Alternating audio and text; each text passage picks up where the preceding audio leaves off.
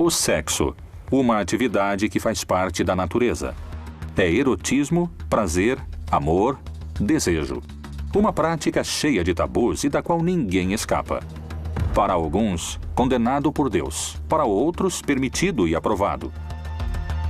O que diz a Bíblia sobre a prática da sexualidade? O sexo dá prazer. E o prazer dá poder. A matéria é má. E, portanto, o corpo também é mau. E se o corpo é mau, o sexo também é mau. A doutrina católica sempre mencionou o sexo como uma dupla finalidade. Não só uma finalidade reprodutiva, como também uma finalidade unitiva. Como surgiu a história que sugere que a mulher mais próxima de Jesus era uma prostituta da época? Os evangelhos nunca mencionam que Maria Madalena era uma prostituta. Jamais. Jamais. Jesus poderia ter tido filhos? Existiriam descendentes do Filho de Deus entre nós hoje? Tudo tem a ver com sexo, exceto o sexo. O sexo tem ligação com o poder.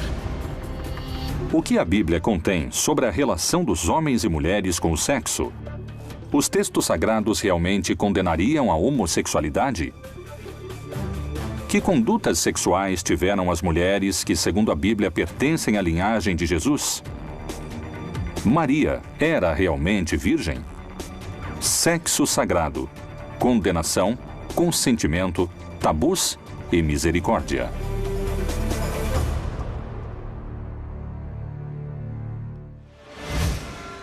Os evangelhos relatam a vida de Jesus. Os apóstolos são fundamentais nessa parte da história. Todavia, uma mulher ocupa um papel de importância singular na vida de Cristo: Maria Madalena. Que mistério há por trás da relação entre ela e Jesus? Foi uma fiel discípula? Ou, como alguns especialistas sustentam, sua amante?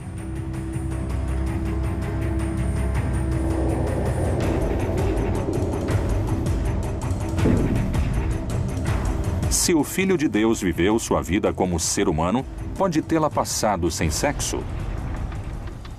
Podemos entender que Jesus era a favor de uma sexualidade plena, livre e baseada no grande mandamento de Jesus, que era o amor. A fase da adolescência normalmente envolve um grande despertar de sentimentos sexuais. Mas também envolve uma explosão de sentimentos amorosos e românticos. Frequentemente, esses sentimentos costumam vir juntos, e é uma combinação muito poderosa. É impossível não ter existido experiências amorosas. Não pode não ter existido um casal. Quando se acredita que isso rebaixa Jesus, é justamente o contrário. Jesus era um homem absolutamente livre. Livre. O Novo Testamento não descreve a vida de Jesus entre a puberdade e os 30 anos. Que mistério ocultam esses anos perdidos? No filme A Última Tentação de Cristo, Maria Madalena é uma amiga de infância de Jesus. E o filme dá a entender que os dois haviam prometido se amar, Jesus e Maria Madalena. Quando Jesus foi chamado por Deus para uma missão especial, então ele tem que abandonar essa ideia de viver com Maria Madalena e depois Maria Madalena queixou-se a ele. É possível, eram aldeias muito pequenas e muito próximas. Maria Madalena foi excluída dos textos bíblicos. Ela teve um papel importantíssimo dentro de toda a comunidade que esteve com Jesus. Ela é quem está com Jesus na ressurreição, está presente. E isso indica uma relação muito forte entre os dois. Entre as discípulas de Jesus que aparecem no Novo Testamento, um lugar especial ocupa Maria de Magdala. Certamente o momento mais importante está no Evangelho de João, no final, porque Maria está presente na ressurreição.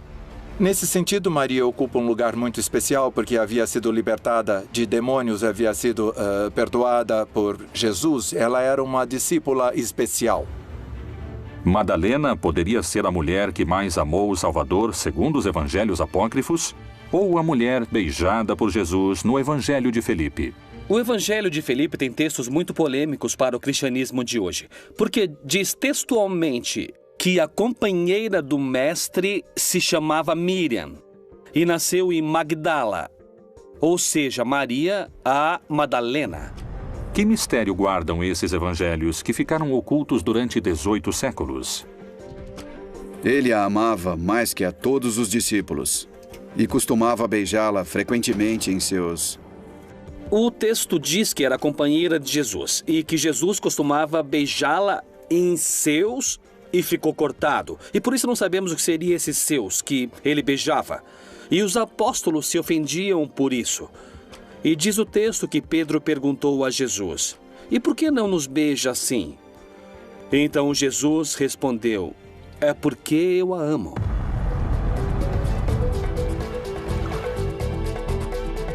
Que segredos esse evangelho continha sobre a vida sentimental de Jesus para ter sido ocultado durante 1.600 anos? Talvez o evangelho de Maria Madalena possa dar a resposta. Irmã, sabemos que o Salvador te amava mais do que a qualquer outra mulher. O Evangelho de Maria Madalena e o Evangelho de Felipe mostram um vínculo muito específico com Jesus, ou entre Maria Madalena e Jesus, que é de esposos ou amantes. O Evangelho de Felipe é um dos evangelhos que foram retirados das Bíblias no ano de 325, no Concílio de Nicéia. Esse concílio ordenou o imperador Constantino para tornar o cristianismo uma religião imperial. Outro dos argumentos da Igreja para combater esses evangelhos é que não se faz distinção em hebraico ou em aramaico entre irmão, primo, esposo. É um erro crasso porque isso não está escrito nem em hebraico nem em aramaico, mas sim em grego ou em cota, e nesse caso não é assim. Existe uma palavra para amante ou esposo ou esposa e outra palavra muito diferente para amigo, amiga ou companheiro e companheira. Por que a igreja reduziu o papel de Maria Madalena ao de uma prostituta salva por Jesus? Será que tentaram ocultar alguma informação que não devia ser citada? Bem como algumas mulheres que haviam sido curadas de espíritos malignos e de enfermidades, Maria, chamada Madalena, da qual tinham saído 7 demônios. Alguns interpretam que ela era uma prostituta. De Maria Madalena dizem que Jesus expulsou dela 7 demônios. Isso na Bíblia. Obviamente, uma interpretação patriarcal o associa imediatamente com os homens. Ela é pecadora porque teve 7 amantes ou maridos. Agora, como Maria Madalena também está representada na iconografia sedutora, aí está outra condição pecaminosa da mulher. Se houve uma relação física e carnal entre Jesus e Maria Madalena, eu creio que não alteraria em nada o que está na Bíblia. O propósito da Bíblia é realçar a fé de Maria e o olhar e a atitude de compaixão de Jesus para com o ser humano. Qual é o motivo para situar Maria Madalena no lugar de uma prostituta? Na verdade, foi um modo de rebaixar o perfil de Maria Madalena. Maria Madalena tinha um perfil muito mais alto do que muitos apóstolos. E nessa estrutura patriarcal, machista, dos evangelhos e dos primeiros tempos da igreja cristã, não convinha de maneira alguma que Maria Madalena tivesse um papel tão importante quanto o que Jesus lhe havia dado. Se ela era central para o cristianismo primitivo, era preciso derrubá-la. E num mundo de homens, a prostituição, da qual os homens desfrutam, a derruba transformando uma mulher em prostituta. Mas isso, posteriormente, não é uma coisa histórica. E na Bíblia não há um texto onde seja dito que Maria Madalena era uma prostituta. Por que denegri-la ou apontá-la como uma pecadora através do sexo? Onde e quando nasce a associação do sexo com o pecado? E o sexo se transforma no pecado original. Não na concepção judaico-cristã original, mas na concepção dos séculos II e III e adiante. No judaísmo, na Bíblia, a visão é absolutamente ter e dar prazer, independentemente do conceito de procriar. São Tertuliano bispo de Cartago, no século II, em 150 d.C., ele quis proibir o orgasmo. Isso porque o espírito do cristão vai à estrela dos deuses pagãos e retorna. Acreditavam que se sofriam, se aproximavam de Deus, e se gozavam do prazer, se aproximavam dos deuses pagãos. O sexo se tornou sinônimo do pecado original. Desde então se exaltou a castidade, o celibato, a virgindade. E então, pela mesma razão, em contraponto, o diabo acabou sendo considerado alguém que se relaciona com o ato sexual. Qual é a versão histórica que deu início ao vínculo entre sexo e pecado? Santo Agostinho foi padre e doutor da Igreja Católica no século IV. Ele teve muita influência sobre o conceito de sexo como parte do que a Igreja o concebe hoje.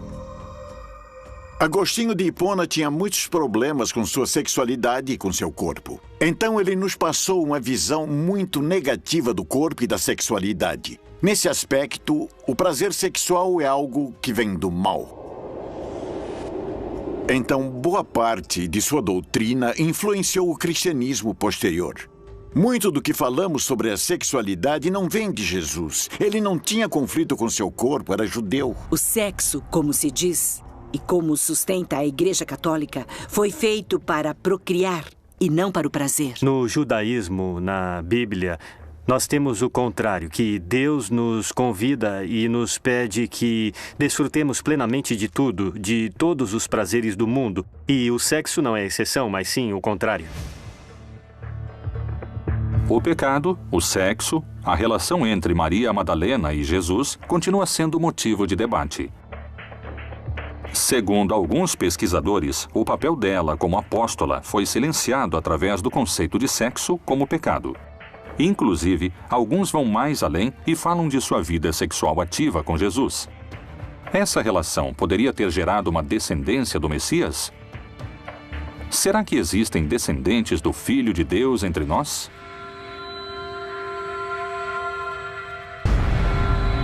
Segundo alguns pesquisadores, a relação entre Maria Madalena e Jesus foi mais além do amor espiritual e pode ter deixado descendentes fruto das relações sexuais entre ambos. Talpiot, um bairro de Jerusalém, 28 de março de 1980.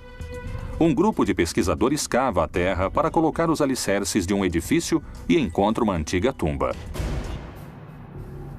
Que mistério estava enterrado nesse sepulcro?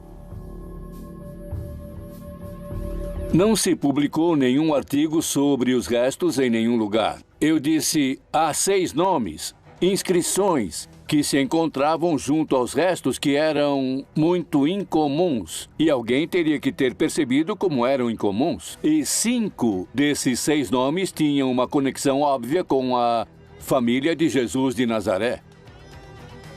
Miriam, Maria, Yeshua, Ben-Sho Yosef, não Ben-Sho Ruben ou Ben-Sho Moisés, mas Ben-Sho Yosef. E Yehudá, Ben-Sho Yeshua. Não tem nenhuma conexão bíblica e, de repente, vemos uma nova figura na família bíblica. Temos, de repente, um Yehudá, filho de Jesus, de Yeshua. Os diretores do laboratório de Lakehead, em Ontário, Canadá, fizeram uma análise do DNA dos restos encontrados e determinaram que os tecidos das ossadas de Jesuá, Mariamene e Mara não estavam relacionados. Não eram irmãos, nem mãe e filho, ou pai e filha. Um ponto que esqueci de mencionar é que 10 ossadas foram descobertas na tumba de Talpiot, mas somente 9 se encontram hoje no Museu Rockefeller. Uma ossada, a 10ª ossada, desapareceu em condições muito misteriosas. A descoberta da suposta tumba de Jesus suscitou a hipótese da existência de Judá, filho do Messias, com Maria Madalena. Mas não é a única teoria a respeito da descendência de Cristo. Uma corrente de pesquisadores afirma que Maria Madalena teve um filho e sua descendência foi ocultada do mundo. O fato de que Jesus e Maria Madalena tiveram filhos deveria ser visto como algo normal e saudável, claro, porque o que há de mais normal neste mundo é formar uma família e ter filhos, é engendrar filhos. O Santo Graal é a taça em que Jesus converte ou dá seu sangue para os apóstolos beberem. Mas, na verdade, o que Jesus deixa para a comunidade é sua descendência com Maria Madalena. E então o Santo Graal é, na realidade, a matriz. Jesus teve uma vida normal. Eu quero dizer, ele também se casou e teve filhos. Por que se nega a possibilidade de que Cristo tenha deixado descendentes? Por que razão esse conceito se mantém até os dias de hoje? E qual é sua relação com o celibato? O celibato é muito importante, tanto por nos esforçarmos para nos parecermos com Jesus, quanto por ter a disponibilidade para poder servir a Deus. É a oferenda da própria vida. Não há um vínculo teológico imediato entre o ministério sacerdotal e o celibato. É uma discípula assumida pela Igreja Latina. O conceito de que a religião é vista como uma inimiga da sexualidade baseia-se na ideia de que a sexualidade é sempre boa. Creio que é melhor dizer que a sexualidade é como a energia nuclear. Tem muito potencial para ser boa e canalizada e bem aproveitada, como também pode ser destrutiva. A sexualidade pode arruinar vidas, destruir indivíduos e arruinar famílias. O papel tradicional da religião tem sido canalizar a sexualidade para relações amorosas e saudáveis dentro de todas as famílias. Às vezes fez isso com êxito, outras vezes não, mas fez com as melhores intenções. O solteiro cuida das coisas do Senhor, em como há de agradar ao Senhor. Mas o que é casado cuida das coisas do mundo, em como há de agradar a mulher. A recomendação de Paulo na primeira carta à Igreja de Corinto é ser conveniente que aqueles que decidem se dedicar ao sacerdócio não se casem, para evitar perseguições à sua família e evitar dores maiores, e também ter a liberdade de exercer um ministério itinerante que tinha uma missão de conquistar, no sentido evangélico, todo o mundo conhecido, o que trazia uma quantidade de responsabilidades e riscos que não combinavam com a responsabilidade de ter uma família. Como eu vivo a norma do celibato como uma oportunidade de liberdade e consagração maravilhosa, porque nos abre a possibilidade de nos relacionarmos com todos os seres humanos a partir de uma liberdade particular, como pastores, precisamente como sacerdotes, como ministros do Senhor. E, num nível muito prático, me dá uma grande liberdade. Não tenho que me responsabilizar por uma esposa, por filhos, mas, ao mesmo tempo, me dá a oportunidade de me relacionar profundamente com os demais. O celibato provavelmente é possível para os que têm uma natureza sexual não tão forte, mas para os que têm uma natureza sexual muito forte, seria quase impossível ser celibatário. Um homem solteiro e que não faz sexo pode compreender de melhor maneira os problemas do espírito? Não teria que ser obrigatório. Teria que ser um celibato livre. E quem diga esse é meu estilo de vida, quero me dedicar, e quem diga não é meu estilo de vida, eu prefiro uma família, todos eles seriam bons sacerdotes. O que importa para a igreja no celibato não é tanto a atividade sexual dos sacerdotes, mas sim a ideia de perder poder a partir das heranças. A herança implica direitos a particulares que tiram poder da igreja, e acho que a revolução que Francisco está fazendo vai levá-lo a se deparar com essas questões, com o tema do sexo como um componente natural do homem. E Francisco está atento a isso, e creio que ele vai ter que abordar o tema do celibato, que é algo que não aparece na Bíblia, por mais que se procure. E é isso que faz com que um sacerdote católico tenha tantas dificuldades na hora de entender o que é uma família, porque ele não sabe o que é.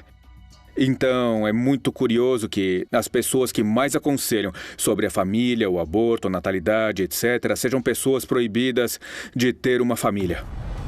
A ideia de um Jesus celibatário não calou o enigma que ainda persiste em sua relação com Maria Madalena. A relação entre Jesus e Maria Madalena depois da ressurreição de Jesus é matéria da imaginação. É possível que tenham tido uma relação, que tenham continuado uma relação de amizade e de amor, por que não? Mas se não entendemos a ressurreição assim como é o meu caso e como alguns textos do Novo Testamento não a entender, então é inútil falar da relação sexual, física ou genital entre Maria Madalena e Jesus. Esse vínculo continuará fazendo parte dos mistérios dos textos sagrados, assim como os frutos dessa relação. A Bíblia apresenta outras mulheres importantes para Jesus, em cujas vidas o sexo teve um papel preponderante.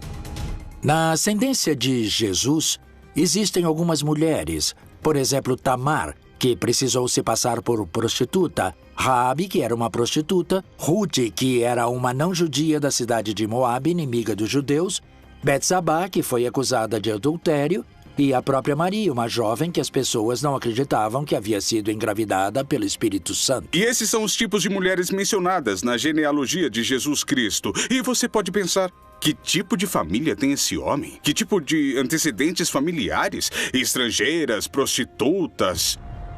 Qual relato bíblico vincula Tamar com a prostituição? Tamar era casada com uma pessoa que morreu. E quando essa pessoa morreu, seu irmão, Onã, e outros não quiseram se casar com ela, como era uma tradição, segundo a qual, se havia um irmão solteiro, devia se casar com a viúva para preservar o nome da família e a continuidade. E Tamar então teve uma ideia para poder recuperar seu lugar como mulher na tribo, na casa de Judá, que foi se disfarçar de prostituta. E então seduzir Judá, sem que ele percebesse que estava se deitando com uma mulher que tecnicamente era sua nora, ainda que não estivesse casada com nenhum dos seus filhos, mas que fora casada com 2 e deveria estar casada com o 3º. Finalmente, ela o seduziu.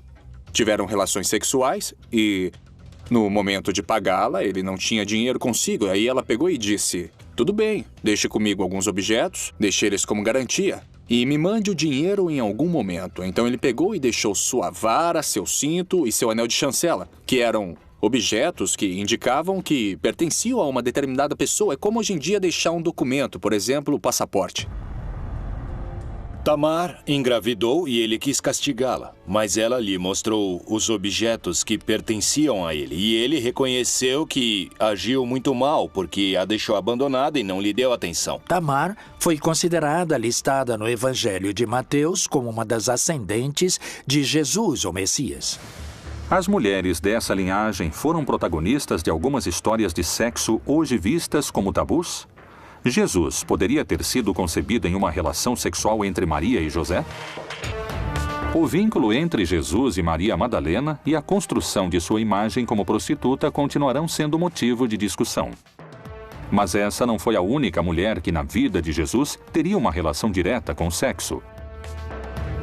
Tamar não pôde se esquivar do sexo ao longo de sua história. Segundo a genealogia descrita por Mateus em seu evangelho, encontramos 5 mulheres na árvore genealógica do Messias. Em todas elas, o sexo teve uma importância vital. Depois de Tamar, veio Raabe, a chamada meretriz de Jericó. O livro de Josué narra a história da conquista da cidade de Jericó, Yerihô em hebraico. Josué mandou que 2 homens investigassem a cidade de Jericó, que era uma cidade fortificada, para poder conquistá-la. E esses 2 homens foram recebidos por uma mulher chamada Raabe, a qual o texto bíblico diz que era Zaná. Hoje em dia, em hebraico, Zaná significa prostituta. E eles acabaram lhe prometendo que quando conquistassem a cidade, todos que estavam na casa dela se salvariam. Ela tinha que pendurar um sinal na casa, para que vissem onde estava sua gente e sua família, para que se salvassem. Finalmente, esses homens escaparam e cumpriram o prometido ao conquistar a cidade de Jericó. Ela abandonou a prostituição, arrependeu-se de seu passado como Zaná, como prostituta, se converteu ao judaísmo e há discussões sobre com quem se casou, mas todos concordam que ela se casou com algum grande líder do povo de Israel. Raabe conseguiu assim continuar com sua linhagem. Segundo especialistas, o sexo pode ter sido a chave para esse êxito. Na história da família de Jesus, outra mulher se destaca por sua relação e vínculos com o sexo como elemento de sua história. Seu nome era Ruth.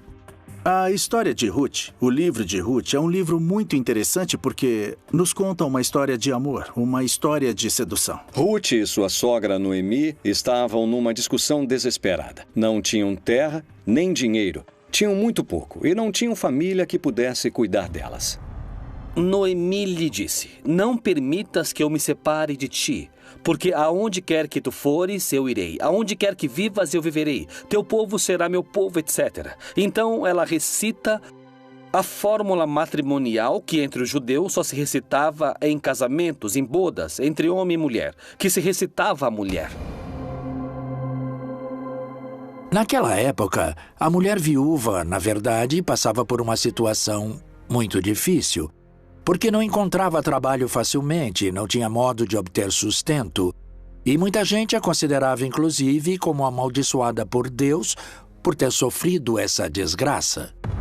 Então, foi para a eira e fez conforme a tudo quanto sua sogra lhe havia ordenado.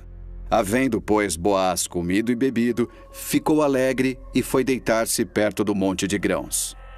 Então veio ela, de mansinho, e lhe descobriu os pés e se deitou.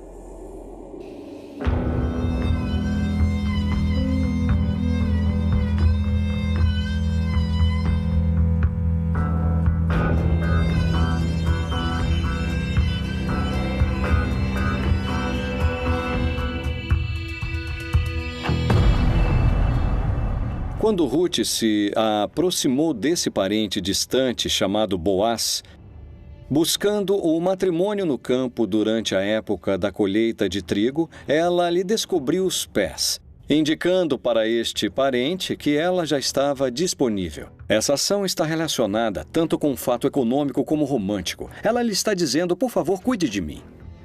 Ela não ofereceu favores sexuais a Boaz. Ela indicou que estava disponível para ele, que estava interessada e, basicamente, lhe rogou que cuidasse dela, casando-se com ela. Noemi sabia que Ruth podia ser apedrejada se não tivesse filhos. Então, lhe pergunta, de quem você gosta? E ela disse, gosto dele. Ela teve um filho com Boaz e voltou a viver com a sogra. E já não podiam matá-la porque era fértil, mas viveram juntas a vida toda. Uma mulher idosa e uma mulher bem jovem, que era o modelo de par na antiguidade. Uma pessoa mais velha que transmitia sabedoria através da sexualidade, da intimidade, à pessoa mais nova. E mesmo não sendo judia, ela seria a avó de, ninguém menos que o rei Davi. O vínculo entre essas duas mulheres poderia ter sido uma relação de amor e sexo? Como chamamos hoje duas mulheres que vivem juntas a vida toda porque se amam? Lésbicas. Qual é o argumento dos conservadores? Eles dizem que não houve sexo, que elas viveram como freiras. Bom, isso é uma questão de interpretação de cada um, mas aí aparece uma fórmula de que, se tivesse sido homem e mulher, teríamos assumido que havia um contexto sexual ou erótico. Betsabá, a amante do rei Davi, é outra das mulheres que se destacam na linhagem de Jesus. Mais uma mulher que não pôde evitar as práticas sexuais ao longo de sua história. É a mulher que Davi viu quando nua. Ele se apaixonou por ela e mandou matar Urias para ficar com ela. E tiveram um filho que mais tarde se tornou o rei Salomão, Betsabá. Independentemente de ser adultério ou não na época em que o texto foi escrito, Betsabá foi a quarta mulher na história da linhagem de Cristo que teve uma conduta sexual que hoje seria reprovada. Para alguns, a quinta mulher é a mais importante de todas. Em sua história, o sexo também está presente, ainda que por sua ausência. Segundo o relato, ela não teve contato carnal, concebeu sem sexo, era imaculada. Qual é o verdadeiro mistério que se esconde por trás da Virgem Maria? A Virgem Maria é o protótipo da mãe, é a mulher imaculada. A prostituição implica em sujar alguma coisa, não é? É a palavra prostituição, é o sentido da palavra, enquanto que a virgindade implicaria na fidelidade. E entrando o anjo onde ela estava, disse: Salve, agraciada, o Senhor é contigo, bendita és tu entre as mulheres. A anunciação como acontecimento que tem Maria como personagem encontra-se no Evangelho de São Lucas. O texto narra que Maria estava em um lugar que se encontrava normalmente em Nazaré. E então se fez presente o arcanjo Gabriel, que começa um diálogo com Maria. Ele a chama, diz que é bem-aventurada e que ela foi eleita para ser a mãe de Deus. O anjo espera uma resposta. Ela, surpresa, pergunta como poderia ser isso. E, quando entende de alguma maneira o mistério que está por acontecer, ela diz: de acordo, que se faça o que me disseste. E o anjo se retira da sua presença e Maria estava grávida. Maria foi realmente uma mulher virgem? Ou existem teorias que contradizem essa crença? Alguns pesquisadores explicam que o primeiro problema reside na tradução dos fatos realizada por Mateus. Em grego, o evangelho nunca diz que ela era virgem. Dizem kore, que significa que menstruou pela primeira vez. Menstruada, o que se traduzia no espanhol antigo como donzela. A donzela era uma púbere, não necessariamente virgem, muito menos nessa época, em que aos 12, 13, 14 anos já estavam vivendo a metade de suas vidas. Então, numa região desértica, a fertilidade é um valor primordial na religião. Que todo sêmen seja fértil, disse Isaías. A profecia de Isaías, que fala de uma virgem, está na primeira parte do livro de Isaías. Na verdade, no sentido direto, no sentido literal, não fala de uma virgem, fala de uma jovem mulher. Essa jovem mulher não necessariamente era virgem. No entanto, a leitura que o Evangelho de Mateus faz dessa citação é uma leitura em que já se integrou essa citação como um anúncio de virgindade. Segundo a Bíblia, sem essas 5 mulheres, Jesus não teria nascido. Todas elas protagonizaram histórias que têm o sexo como verdadeiro protagonista. O Novo Testamento diz que esse tipo de mulheres foram a ascendência familiar de Jesus. Mas a Bíblia não as condena nem as assinala como pecadoras. Porque parece que em outras passagens ela o faz com as prostitutas, as adúlteras ou inclusive com a homossexualidade. O que diz a Bíblia sobre esses temas de enorme controvérsia ao redor do mundo? A história das mulheres da linhagem de Jesus está intimamente ligada ao sexo. O sexo, um mistério difícil de desvendar. Um enigma tão importante que está presente desde o Gênesis. No capítulo 2, Deus fala com Adão, o primeiro homem, e lhe dá uma mensagem que gerou uma infinidade de interpretações e de debates. Não tendes lido que aquele que os fez no princípio, macho e fêmea, os fez e disse: portanto, deixará o homem pai e mãe, e se unirá à sua mulher, e serão 2 numa só carne? Que se unam e formem uma só carne. Quer dizer, o sexo é uma força grandiosa e muito poderosa que simboliza a união entre os crentes e Deus. O que a igreja propõe e ensina sobre o sexo fora do casamento realmente não é nada novo. É o que foi ensinado desde o princípio em todas as sociedades tradicionais. Que o sexo é algo que se pratica entre um homem e uma mulher para a procriação dentro do casamento, para criar os filhos e para construir uma família. Mas a igreja leva isso um pouco mais além. Nosso Senhor Jesus Cristo repete os ensinamentos que encontramos no livro de Gênesis, que o casal forme uma só carne. E cada pessoa faz uma interpretação do texto bíblico quando vai dar uma mensagem. O problema é a interpretação que damos. Há cerca de 2000 anos, os apóstolos escreveram sobre sexo na Bíblia. Mas existem em seus textos menções de práticas sexuais entre pessoas do mesmo sexo? Homens com homens, cometendo torpeza e recebendo em si mesmos a recompensa que convinha ao seu erro. Aparecem uma série de proibições que estão ligadas com, digamos, o que seriam as estruturas familiares, como chamam os antropólogos. Quais são os tabus que constituem a família e qual a relação é permitida e qual a relação não é permitida. É expressamente proibido o coito entre 2 homens. Fica claro que daqui saiu muito da cultura ocidental uma crítica à homossexualidade, principalmente a masculina. Alguns dizem que Jesus teve 2 apóstolos gays, São Felipe e São Bartolomeu, e que havia rituais católicos para casar gays e lésbicas, ainda vigentes no século IX e no século X, que hoje estão escondidos no mosteiro beneditino em Grottaferrata, no sul de Roma, na Itália. Os homens que iam para a guerra passavam longas temporadas fora de casa e não podiam estar com uma mulher, então levavam um adolescente para terem relações com eles. Não eram seus namorados, não eram seus amantes, simplesmente eram seus escravos sexuais. E Paulo reagiu diante dessa situação. Porque em grego é o que podemos ver. Ele pede que não tornemos essa conduta algo tão normal. A religião é amor. A ética nos pede para respeitar os diferentes. A ética não nos pede só respeito, mas amor. O mínimo que se chama respeito numa sociedade ética, numa sociedade religiosa, é amor. E não estamos sendo amorosos com as pessoas que têm uma visão diferente da nossa. É a isso que nos convoca o Papa Francisco, a que sejamos amorosos e a não levantar tantas barreiras. Outra discussão sobre a homossexualidade na Bíblia teve origem no parlamento israelense em 1993, em pleno debate sobre a incorporação dos gays ao exército.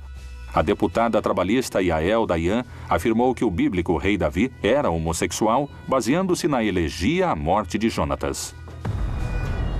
Angustiado estou por ti, meu irmão Jonatas. Quão amabilíssimo me eras. Mais maravilhoso me era teu amor do que o amor das mulheres. No primeiro livro de Samuel, no capítulo 18, ele utiliza uma expressão que em hebraico se usa para dizer que alguém se apaixonou por alguém. A alma de Jonatas se ligou à alma de Davi e o amou como a si mesmo. Jonatas entregou todas as suas vestes a Davi. O que significa isso? Revelou sua nudez. Se fossem homem e mulher, os teólogos diriam que o contexto é erótico e, portanto, se pode traduzir: tiveram relações sexuais. Como são homem e homem, dizem que não há contexto erótico. Então apenas se desnudaram e se olharam frente a frente, né? O Papa Francisco se referiu à comunidade homossexual e disse: se uma pessoa é homossexual e tiver boa vontade e procurar Deus, não sou eu que vou julgá-la. Os homossexuais, as lésbicas, são tão filhos e filhas de Deus como os heterossexuais e os bissexuais. Minha qualidade moral não reside no exercício da minha orientação sexual. A ideia do casamento entre pessoas do mesmo sexo gera controvérsias no meio religioso. As águas do cristianismo se agitam quando se toca nesse e em outros temas relacionados com as práticas sexuais, como o adultério. O que o livro sagrado diz a esse respeito?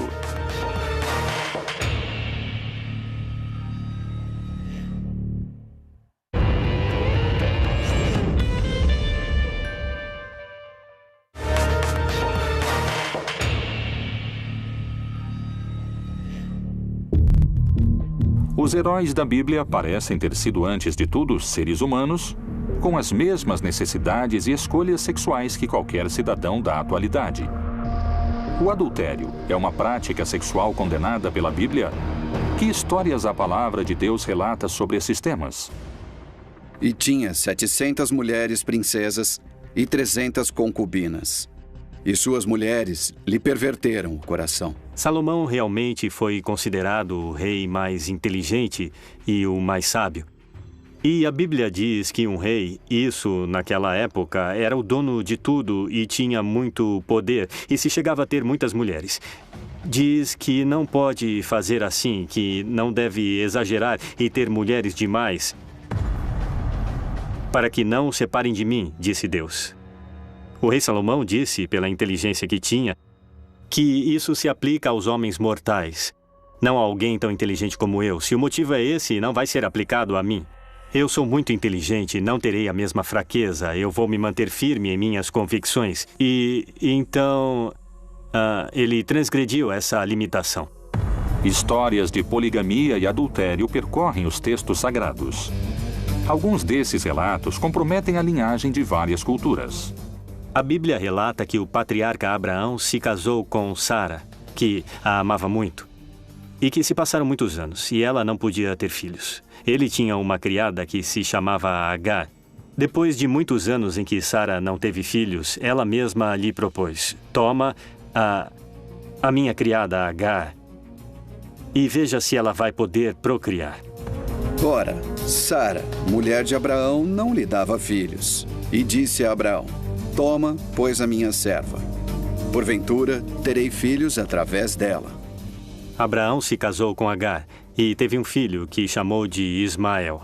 E daí saiu a descendência do povo árabe. Mas como Jesus agiu diante de casos de adultério segundo os evangelhos?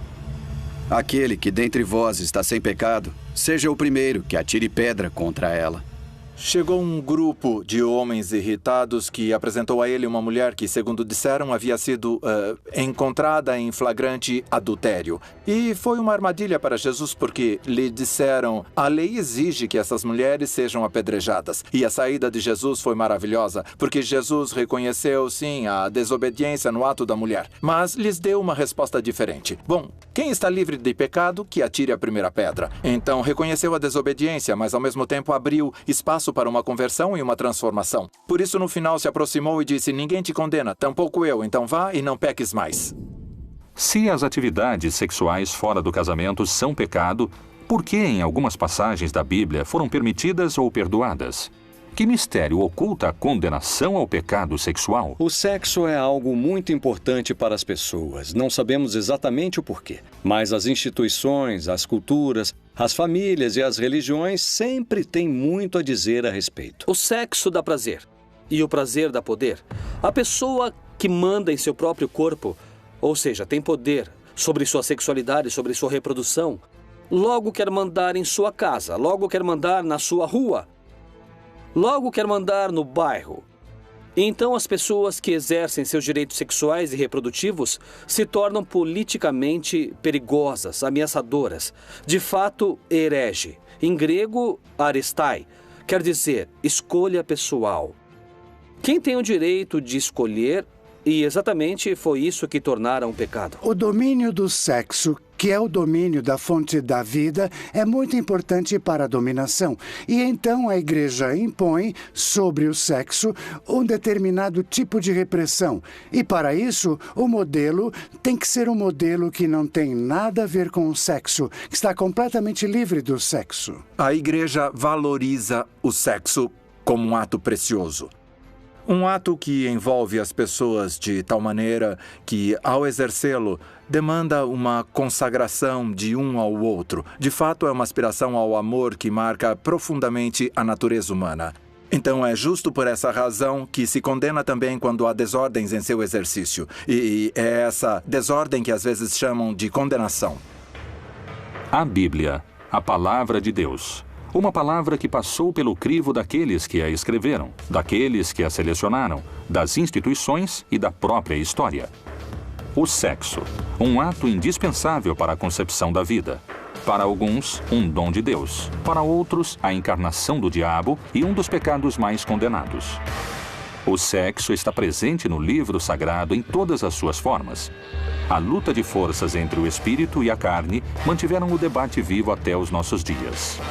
O sexo, outro dos mistérios da Bíblia proibida.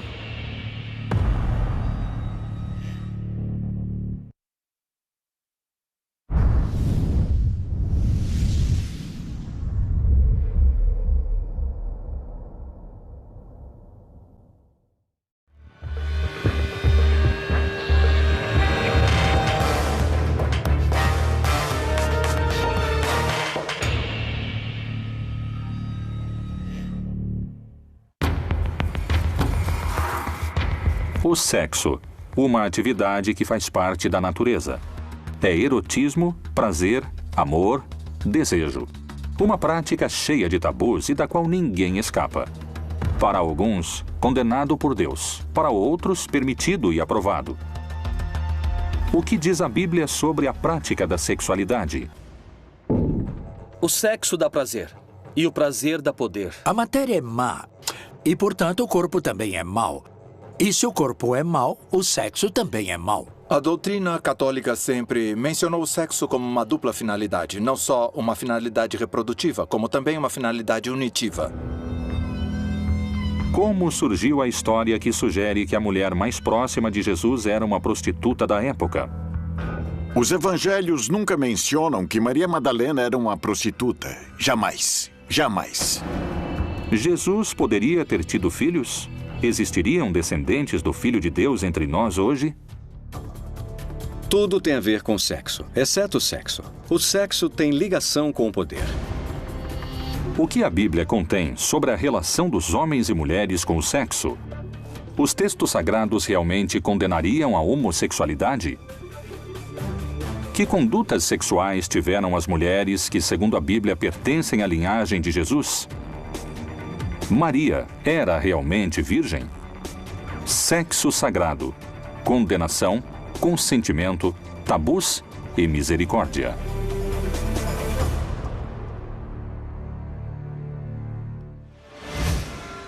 Os evangelhos relatam a vida de Jesus. Os apóstolos são fundamentais nessa parte da história. Todavia, uma mulher ocupa um papel de importância singular na vida de Cristo: Maria Madalena. Que mistério há por trás da relação entre ela e Jesus? Foi uma fiel discípula? Ou, como alguns especialistas sustentam, sua amante?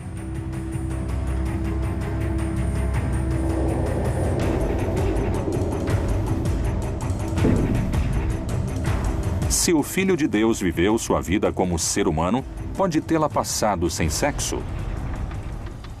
Podemos entender que Jesus era a favor de uma sexualidade plena, livre e baseada no grande mandamento de Jesus, que era o amor. A fase da adolescência normalmente envolve um grande despertar de sentimentos sexuais. Mas também envolve uma explosão de sentimentos amorosos e românticos. Frequentemente, esses sentimentos costumam vir juntos, e há uma combinação muito poderosa. É impossível não ter existido experiências amorosas. Não pode não ter existido um casal. Quando se acredita que isso rebaixa Jesus, é justamente o contrário. Jesus era um homem absolutamente livre. Livre. O Novo Testamento não descreve a vida de Jesus entre a puberdade e os 30 anos.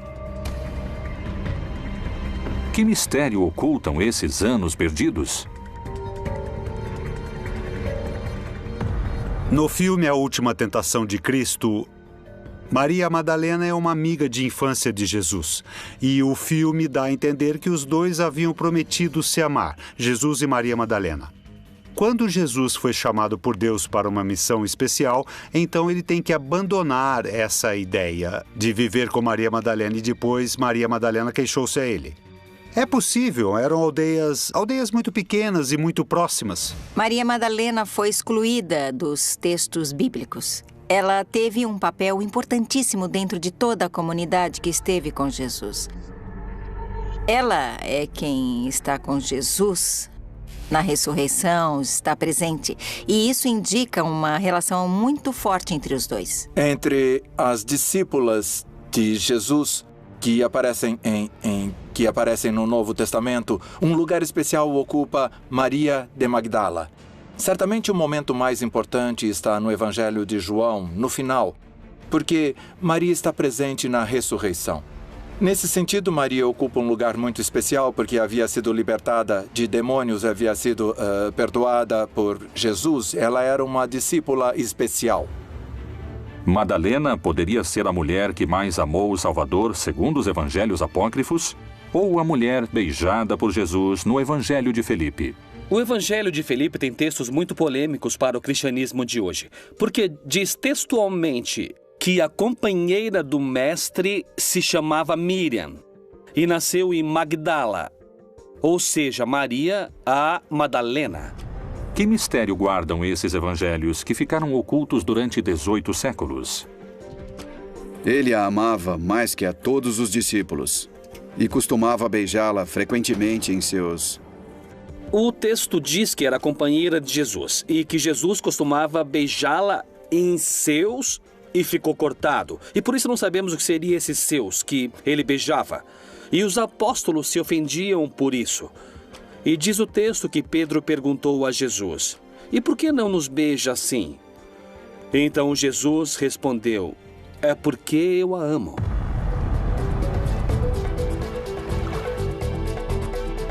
Que segredos esse evangelho continha sobre a vida sentimental de Jesus para ter sido ocultado durante 1600 anos? Talvez o Evangelho de Maria Madalena possa dar a resposta. Irmã, sabemos que o Salvador te amava mais do que a qualquer outra mulher. O Evangelho de Maria Madalena e o Evangelho de Felipe mostram um vínculo muito específico com Jesus, ou entre Maria Madalena e Jesus, que é de esposos ou amantes. O Evangelho de Felipe é um dos evangelhos que foram retirados das Bíblias no ano de 325, no Concílio de Nicéia. Esse concílio ordenou o imperador Constantino para tornar o cristianismo uma religião imperial. Outro dos argumentos da Igreja para combater esses evangelhos é que não se faz distinção em hebraico ou em aramaico entre irmão, primo, esposo. É um erro crasso porque isso não está escrito nem em hebraico nem em aramaico, mas sim em grego ou em cota, e nesse caso não é assim. Existe uma palavra carnal, concebeu sem sexo, era imaculada. Qual é o verdadeiro mistério que se esconde por trás da Virgem Maria? A Virgem Maria é o protótipo da mãe, é a mulher imaculada. A prostituição implica em sujar alguma coisa, não é? É a palavra prostituição, é o sentido da palavra, enquanto que a virgindade implicaria na fidelidade. E entrando o anjo onde ela estava, disse: Salve, agraciada, o Senhor é contigo, bendita és tu entre as mulheres. A Anunciação como acontecimento que tem Maria como personagem encontra-se no Evangelho de São Lucas. O texto narra que Maria estava em um lugar que se encontrava normalmente em Nazaré. E então se fez presente o arcanjo Gabriel, que começa um diálogo com Maria. Ele a chama, diz que é bem-aventurada e que ela foi eleita para ser a mãe de Deus. O anjo espera uma resposta. Ela, surpresa, pergunta como poderia ser isso. E, quando entende de alguma maneira o mistério que está por acontecer, ela diz: de acordo, que se faça o que me disseste. E o anjo se retira da sua presença e Maria estava grávida. Maria foi realmente uma mulher virgem? Ou existem teorias que contradizem essa crença? Alguns pesquisadores explicam que o primeiro problema reside na tradução dos fatos realizada por Mateus. Em grego, o Evangelho nunca diz que ela era virgem. Dizem kore, que significa que menstruou pela primeira vez. Menstruada, o que se traduzia no espanhol antigo como donzela. A donzela era uma púbere, não necessariamente virgem, muito menos nessa época, em que aos 12, 13, 14 anos já estavam vivendo a metade de suas vidas. Então, numa região desértica, a fertilidade é um valor primordial na religião. Que todo sêmen seja fértil, disse Isaías. A profecia de Isaías, que fala de uma virgem, está na primeira parte do livro de Isaías. Na verdade, no sentido direto, no sentido literal, não fala de uma virgem, fala de uma jovem mulher. Essa jovem mulher não necessariamente era virgem. No entanto, a leitura que o Evangelho de Mateus faz dessa citação é uma leitura em que já se integrou essa citação como um anúncio de virgindade. Segundo a Bíblia, sem essas 5 mulheres, Jesus não teria nascido. Todas elas protagonizaram histórias que têm o sexo como verdadeiro protagonista. O Novo Testamento diz que esse tipo de mulheres foram a ascendência familiar de Jesus. Mas a Bíblia não as condena nem as assinala como pecadoras. Porque parece que em outras passagens ela o faz com as prostitutas, as adúlteras ou inclusive com a homossexualidade. O que diz a Bíblia sobre esses temas de enorme controvérsia ao redor do mundo? A história das mulheres da linhagem de Jesus está intimamente ligada ao sexo. O sexo, um mistério difícil de desvendar. Um enigma tão importante que está presente desde o Gênesis. No capítulo 2, Deus fala com Adão, o primeiro homem, e lhe dá uma mensagem que gerou uma infinidade de interpretações e de debates. Não tendes lido que aquele que os fez no princípio, macho e fêmea, os fez e disse: portanto, deixará o homem pai e mãe, e se unirá à sua mulher, e serão 2 numa só carne? Que se unam e formem uma só carne. Quer dizer, o sexo é uma força grandiosa e muito poderosa que simboliza a união entre os crentes e Deus. O que a igreja propõe e ensina sobre o sexo fora do casamento realmente não é nada novo. É o que foi ensinado desde o princípio em todas as sociedades tradicionais. que o sexo é algo que se pratica entre um homem e uma mulher para a procriação dentro do casamento, para criar os filhos e para construir uma família. Mas a igreja leva isso um pouco mais além. Nosso Senhor Jesus Cristo repete os ensinamentos que encontramos no livro de Gênesis, que o casal forme uma só carne. E cada pessoa faz uma interpretação do texto bíblico quando vai dar uma mensagem. O problema é a interpretação que damos. Há cerca de 2000 anos, os apóstolos escreveram sobre sexo na Bíblia. Mas existem em seus textos menções de práticas sexuais entre pessoas do mesmo sexo? Homens com homens, cometendo torpeza e recebendo em si mesmos a recompensa que convinha ao seu erro. Aparecem uma série de proibições que estão ligadas com, digamos, o que seriam as estruturas familiares, como chamam os antropólogos. Quais são os tabus que constituem a família e qual a relação é permitida e qual a relação não é permitida. É expressamente proibido o coito entre dois homens. Fica claro que daqui saiu muito da cultura ocidental uma crítica à homossexualidade, principalmente a masculina. Alguns dizem que Jesus teve 2 apóstolos gays, São Felipe e São Bartolomeu, e que havia rituais católicos para casar gays e lésbicas, ainda vigentes no século IX e no século X, que hoje estão escondidos no mosteiro beneditino em Grottaferrata, no sul de Roma, na Itália. Os homens que iam para a guerra passavam longas temporadas fora de casa e não podiam estar com uma mulher, então levavam um adolescente para terem relações com eles. Não eram seus namorados, não eram seus amantes, simplesmente eram seus escravos sexuais. E Paulo reagiu diante dessa situação. Porque em grego é o que podemos ver. Ele pede que não tornemos essa conduta algo tão normal. A religião é amor. A ética nos pede para respeitar os diferentes. A ética não nos pede só respeito, mas amor. O mínimo que se chama respeito numa sociedade ética, numa sociedade religiosa, é amor. E não estamos sendo amorosos com as pessoas que têm uma visão diferente da nossa. É a isso que nos convoca o Papa Francisco, a que sejamos amorosos e a não levantar tantas barreiras. Outra discussão sobre a homossexualidade na Bíblia teve origem no parlamento israelense em 1993, em pleno debate sobre a incorporação dos gays ao exército. A deputada trabalhista Yael Dayan afirmou que o bíblico rei Davi era homossexual, baseando-se na elegia à morte de Jonatas.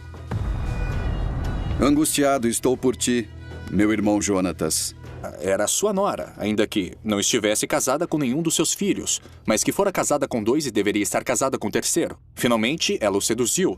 Tiveram relações sexuais e, no momento de pagá-la, ele não tinha dinheiro consigo. Aí ela pegou e disse, tudo bem, deixe comigo alguns objetos, deixe eles como garantia e me mande o dinheiro em algum momento. Então ele pegou e deixou sua vara, seu cinto e seu anel de chancela, que eram objetos que indicavam que pertenciam a uma determinada pessoa. É como hoje em dia deixar um documento, por exemplo, o passaporte. Tamar engravidou e ele quis castigá-la, mas ela lhe mostrou os objetos que pertenciam a ele. E ele reconheceu que agiu muito mal, porque a deixou abandonada e não lhe deu atenção. Tamar foi considerada listada no Evangelho de Mateus como uma das ascendentes de Jesus, o Messias. As mulheres dessa linhagem foram protagonistas de algumas histórias de sexo hoje vistas como tabus? Jesus poderia ter sido concebido em uma relação sexual entre Maria e José? O vínculo entre Jesus e Maria Madalena e a construção de sua imagem como prostituta continuarão sendo motivo de discussão. Mas essa não foi a única mulher que na vida de Jesus teria uma relação direta com o sexo. Tamar não pôde se esquivar do sexo ao longo de sua história. Segundo a genealogia descrita por Mateus em seu evangelho, encontramos 5 mulheres na árvore genealógica do Messias. Em todas elas, o sexo teve uma importância vital. Depois de Tamar, veio Raabe, a chamada meretriz de Jericó. O livro de Josué narra a história da conquista da cidade de Jericó, Yeriho em hebraico.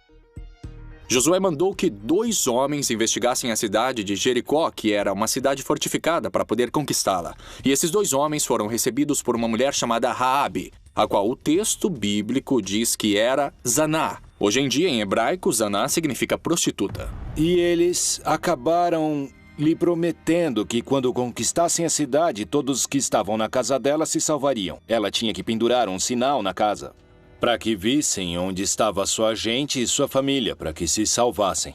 Finalmente, esses homens escaparam e cumpriram o prometido ao conquistar a cidade de Jericó. Ela abandonou a prostituição, arrependeu-se de seu passado como Zaná, como prostituta, se converteu ao judaísmo e há discussões sobre com quem se casou, mas todos concordam que ela se casou com algum grande líder do povo de Israel. Raabe conseguiu assim continuar com sua linhagem. Segundo especialistas, o sexo pode ter sido a chave para esse êxito. Na história da família de Jesus, outra mulher se destaca por sua relação e vínculos com o sexo como elemento de sua história. Seu nome era Ruth. A história de Ruth, o livro de Ruth, é um livro muito interessante porque nos conta uma história de amor, uma história de sedução. Ruth e sua sogra Noemi estavam numa discussão desesperada. Não tinham terra nem dinheiro. Tinham muito pouco e não tinham família que pudesse cuidar delas. Noemi lhe disse: não permitas que eu me separe de ti, porque aonde quer que tu fores, eu irei. Aonde quer que vivas, eu viverei. Teu povo será meu povo, etc. Então ela recita a fórmula matrimonial que entre os judeus só se recitava em casamentos, em bodas, entre homem e mulher, que se recitava à mulher. Naquela época, a mulher viúva, na verdade, passava por uma situação muito difícil, porque não encontrava trabalho facilmente, não tinha modo de obter sustento, e muita gente a considerava, inclusive, como amaldiçoada por Deus por ter sofrido essa desgraça. Então, foi para a eira e fez conforme a tudo quanto sua sogra lhe havia ordenado. Havendo, pois, Boaz comido e bebido, ficou alegre e foi deitar-se perto do monte de grãos. Então veio ela, de mansinho, e lhe descobriu os pés e se deitou.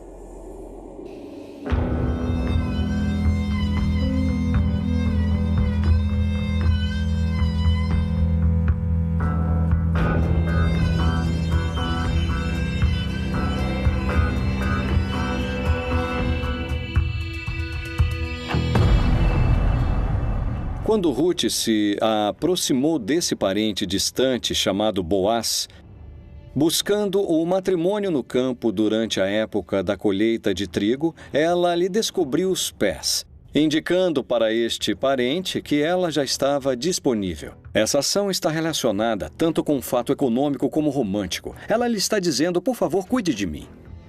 Ela não ofereceu favores sexuais a Boaz. Ela indicou que estava disponível para ele, que estava interessada e, basicamente, lhe rogou que cuidasse dela, casando-se com ela. Noemi sabia que Ruth podia ser apedrejada se não tivesse filhos. Então, lhe pergunta: de quem você gosta? E ela disse: gosto dele.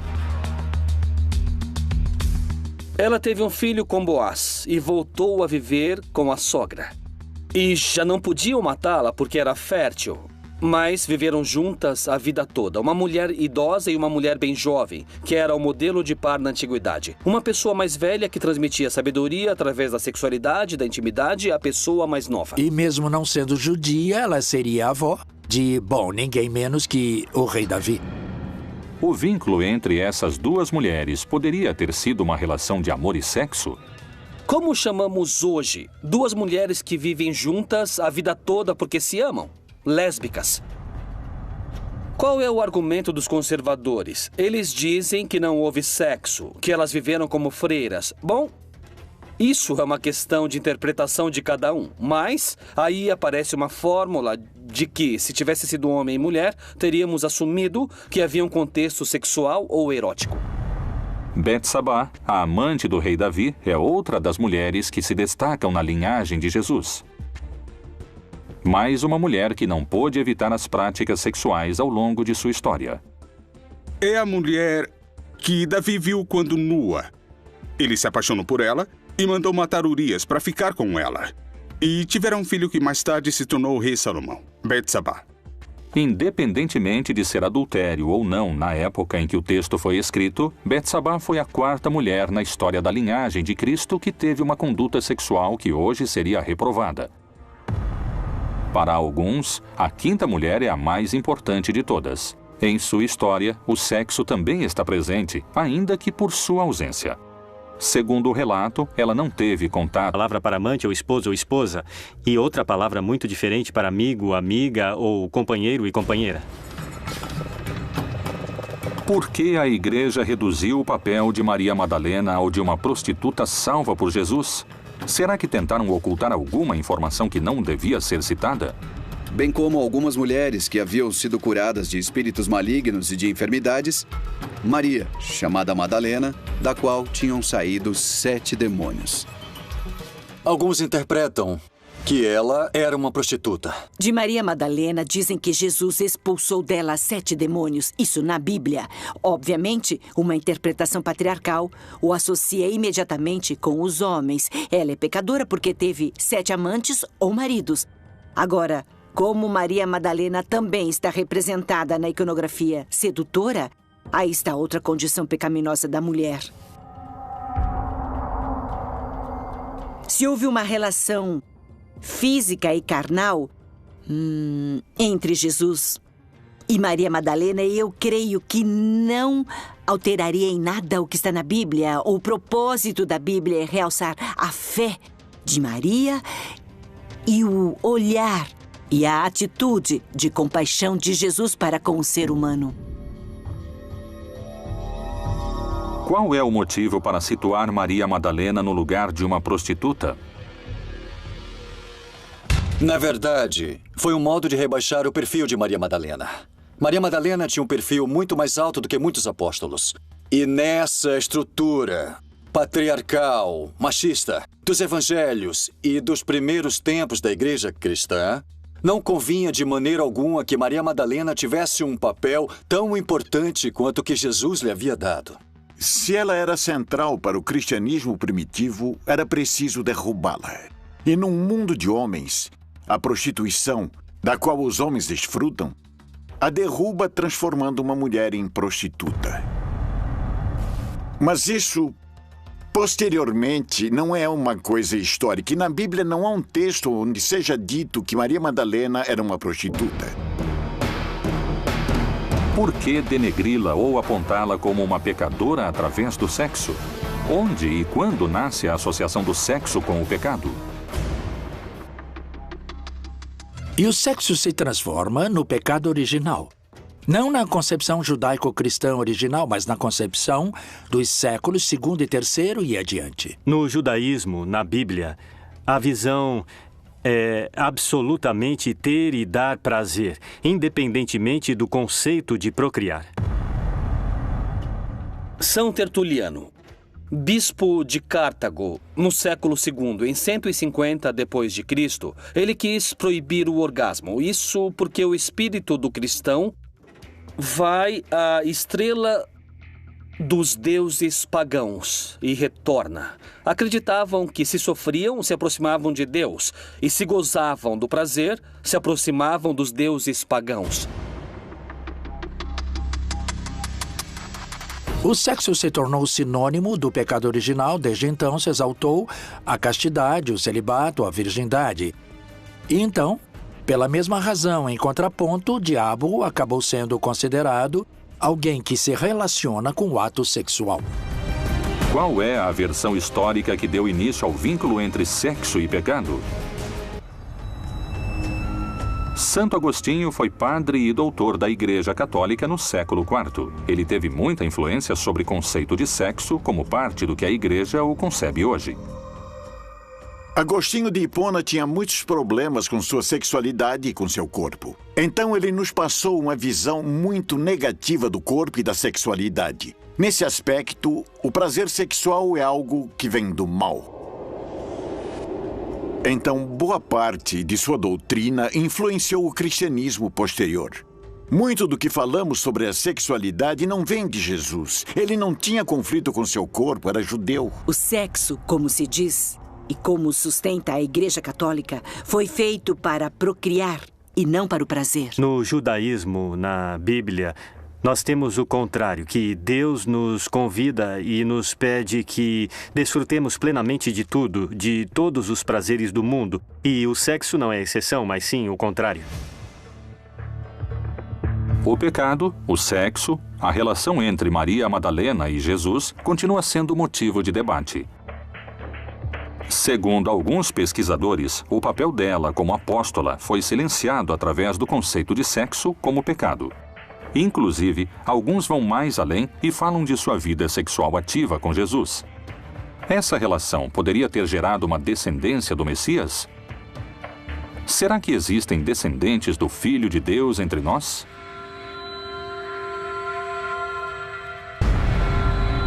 Segundo alguns pesquisadores, a relação entre Maria Madalena e Jesus foi mais além do amor espiritual e pode ter deixado descendentes fruto das relações sexuais entre ambos.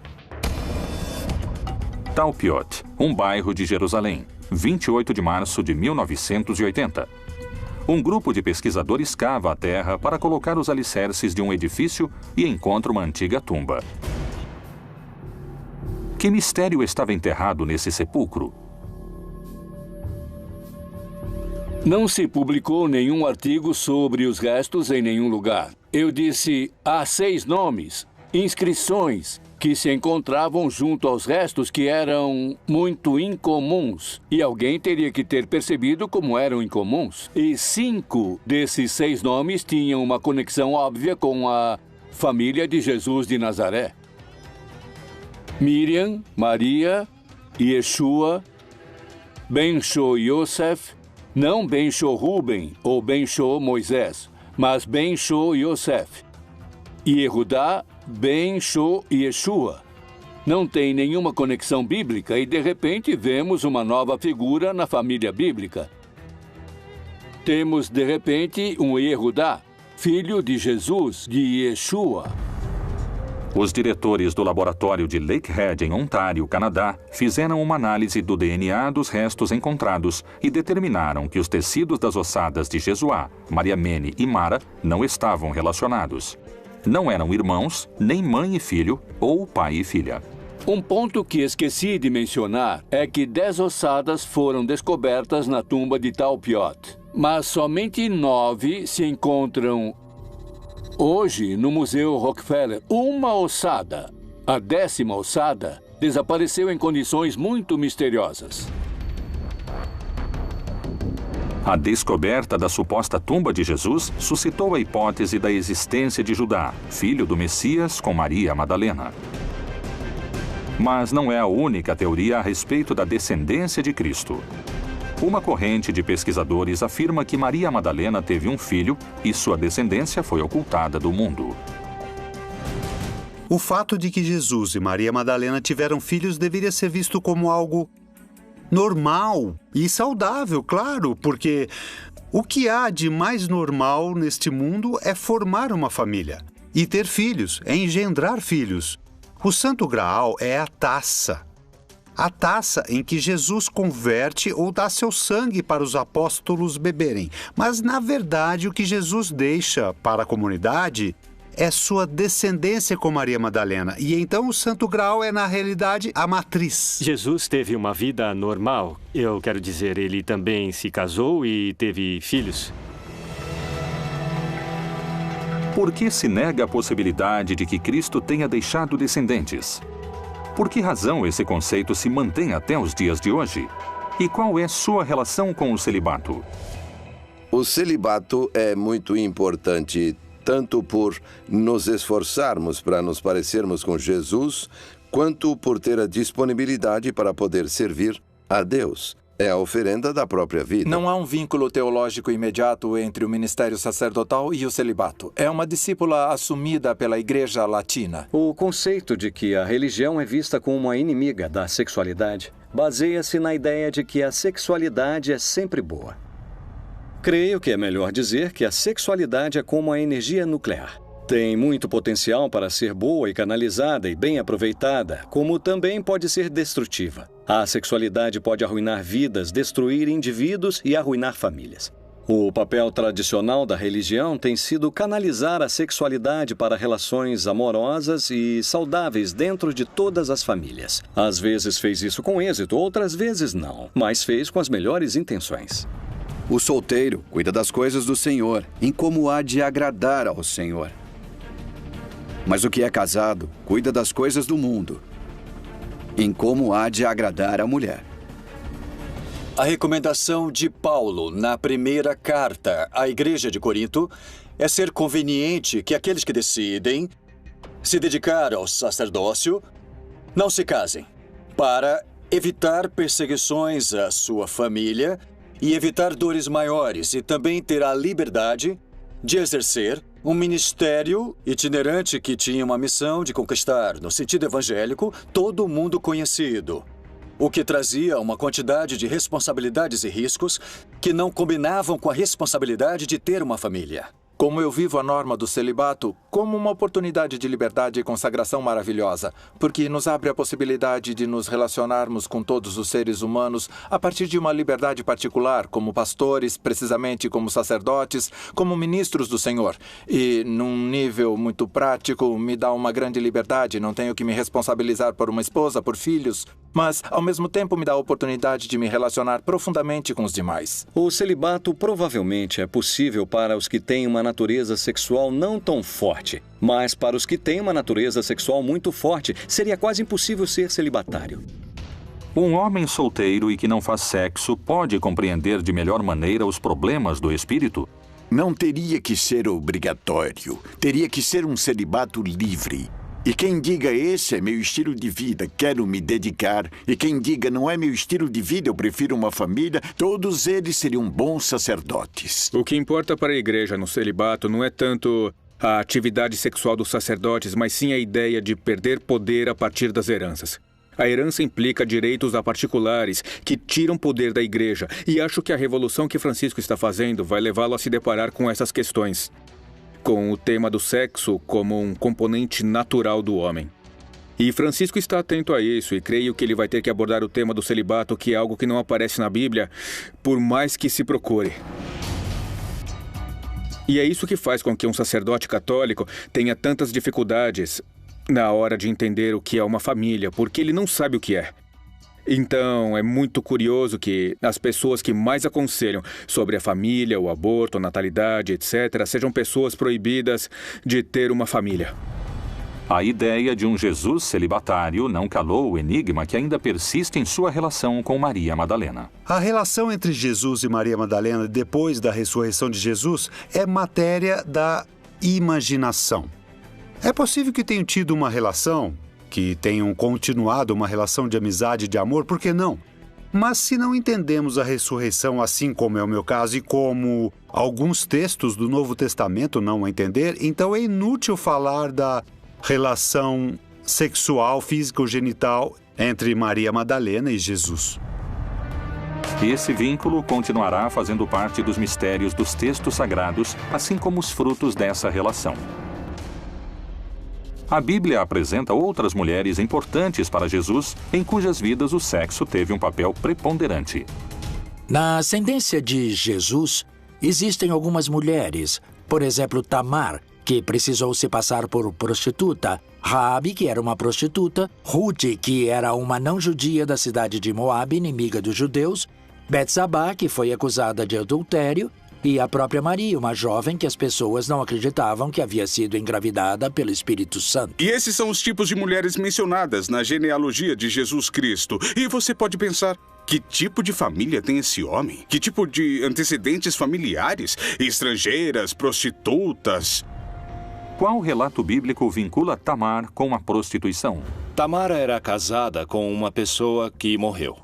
E quando essa pessoa morreu, seu irmão, Onã, e outros não quiseram se casar com ela, como era uma tradição, segundo a qual, se havia um irmão solteiro, devia se casar com a viúva para preservar o nome da família e a continuidade. E Tamar então teve uma ideia para poder recuperar seu lugar como mulher na tribo, na casa de Judá, que foi se disfarçar de prostituta. E então seduzir Judá, sem que ele percebesse que estava se deitando com uma mulher que tecnicamente era